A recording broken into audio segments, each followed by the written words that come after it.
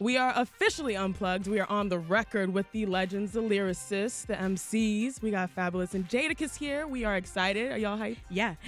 Thanks for joining us. Thanks for joining us. We're rolling deep. Absolutely. Thank you for having me. No, absolute pleasure. For years, you guys have been murdering music, busting up beats, it's only right that you guys dropped Friday on Elm Street, an homage to the horror movie. Mm-hmm. It makes sense. And you guys have been in the game for a while, from the 99s to the 2000s to 2017. You're still giving us heat. So could you tell us what makes it different and what it each means to you guys? I think it's a breath of fresh air. You know what I mean? There's not a lot of authentic hip hop putting lyricism and really just a good project to the forefront. You know what I mean? It's a lot of things going on in music now, and especially a lot of social things. And they use a different way about getting the music out there, where we took it back to the basics, really. You know what I mean? Just lyricism and some good beats and what me and Kiss bring to the table, which we've been doing for, like you said, a long time. So the album means a lot to me because I feel like it got a special place in the game right now. There's not a lot of hip hop like it. So yeah, Jada, how about you? I think it being a collaboration is what makes it different. I mean, us combining what we bring to the table and joining forces and making it one is a difference right there. Like he said, a breath of fresh air for the game right now, especially around holiday season and just for the temperament of where hip hop is right now. So it's a beautiful thing. Get it, listen to it, absorb it, become it.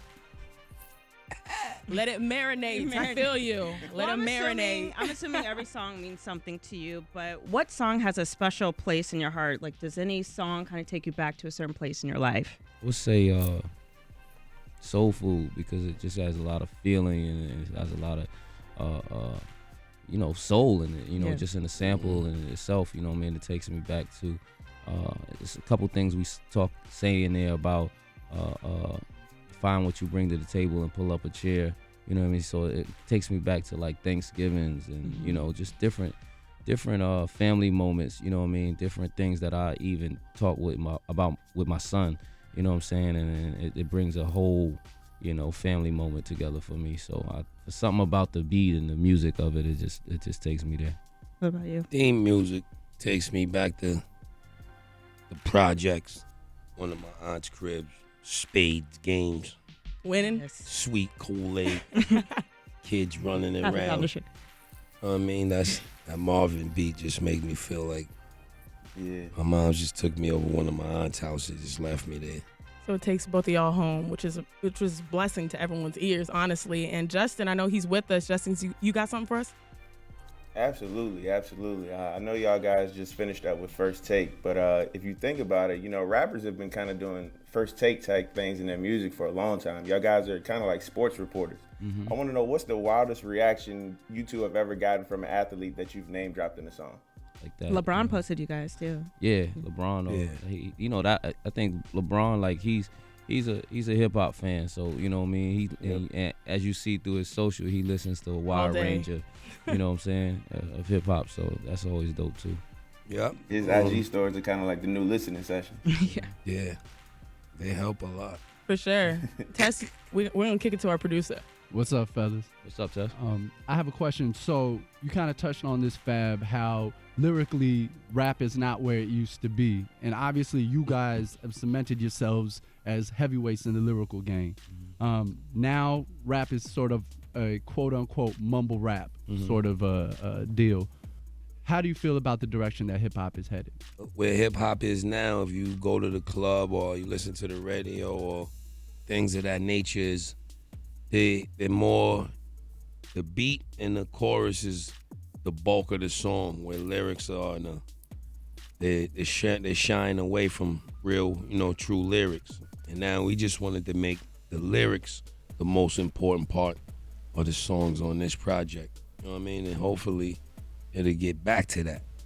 Yeah. What I think hip hop has always been in a great place when it had different, genres of hip hop inside the culture. Whether it was conscious rap or gangster rap or just fun rap, whatever it is. I think that all lanes need that proper space to shine, and there's room for it all. You know what I'm saying? I feel like a little bit today that the mainstream kind of just sheds light on one style of rap, and it doesn't always, I guess, the fun, more trap club kind of rap, and it's that rap doesn't really put lyricism to the front. So that's why, like Kiss said, we came with this project to try to open that lane again and make sure that shed some light on it. Yeah, let other artists as well come and do the same thing. You know what I'm saying? It's not it's not it's not extinct. You know what I'm saying? It's just we just gotta shed light on all of the sides of rap. And that's really refreshing because it really brings a conscious nature to your music. And one song that I really loved that really spoke to me, especially with the Tiana Taylor vocals, was Talk About It,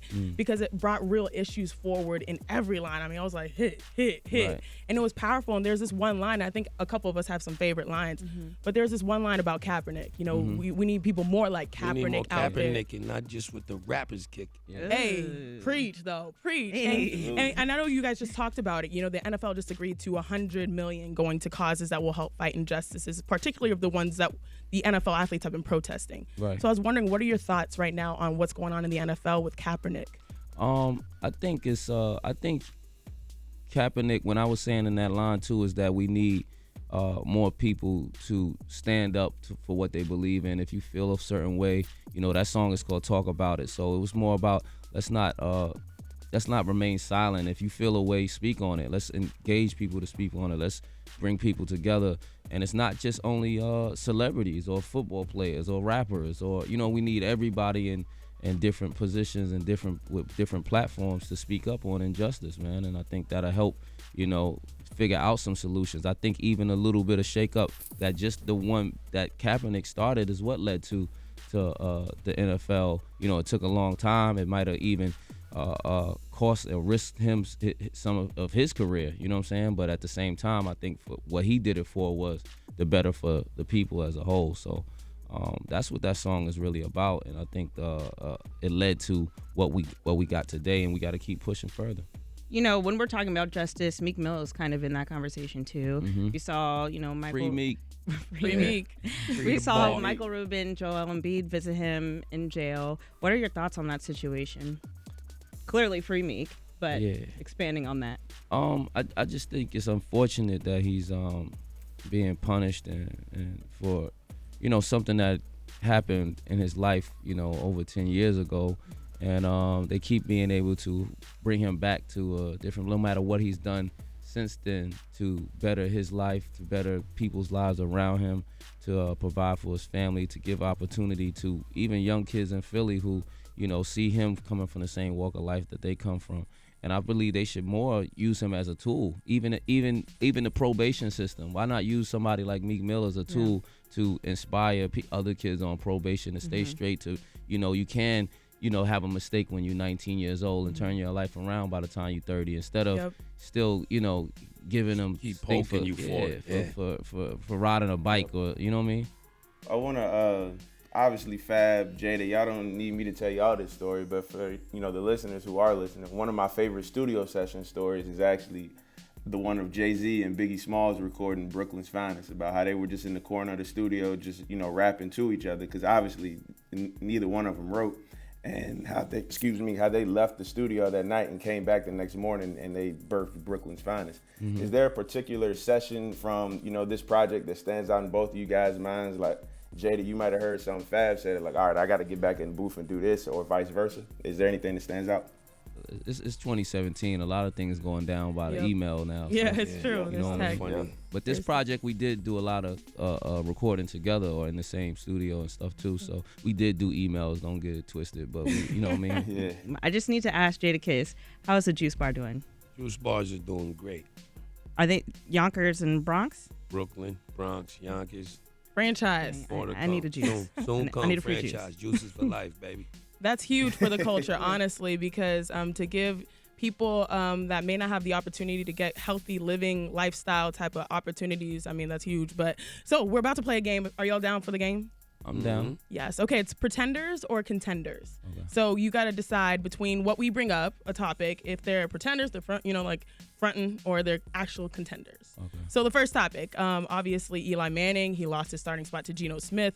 Do you think the Giants are trying to be pretenders, or are they actually contenders with this move?